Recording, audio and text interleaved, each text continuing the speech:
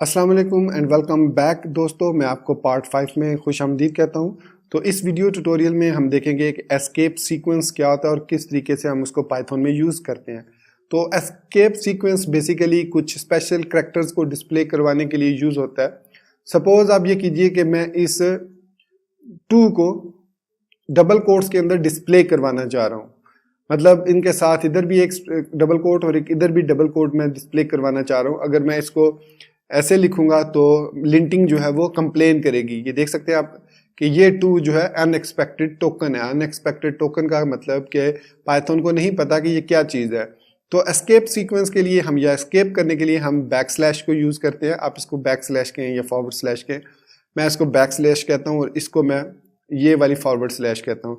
तो back slash यहाँ पर भी लगाएं और बैक स्लैश को यहाँ पर भी आप लगा दें।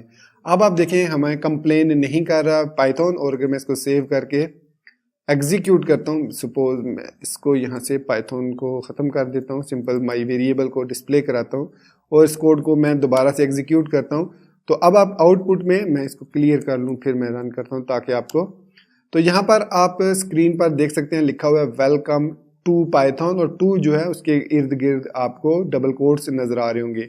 तो इस तरीके से हम इस करैक्टर बैक स्लैश को यूज़ करते हुए हम जो है वो एस्केप कर सकते हैं कोई करैक्टर्स को, मतलब उनको डिस्प्ले करा सकते हैं। अगर इसकी जगह पे आप कुछ और डिस्प्ले कराना चाह रहे हैं, जैसे मैं बैक स्लैश को ही डिस्प्ले करवाना चाह रहा हूँ, तो आप इस तरीके से उसको डबल लिखेंगे और फिर रन करेंगे तो आप यहाँ पर देख सकते हैं कि यहाँ पर भी और यहाँ पर भी आपको बैक स्लैश देखने को मिलेगी।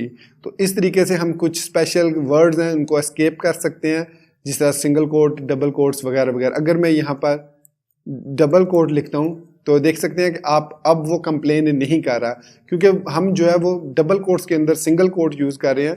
तो इस सेंस में ये वैलिड कोड है। इसी तरीके से अगर मैं इधर सिंगल कोट्स लगाए हैं मैंने और अंदर मैं अनदर पाइथन स्ट्रिंग और पाइथन को मैं डबल कोट्स में लिख देता हूं इस तरीके से, so this is a valid code as well.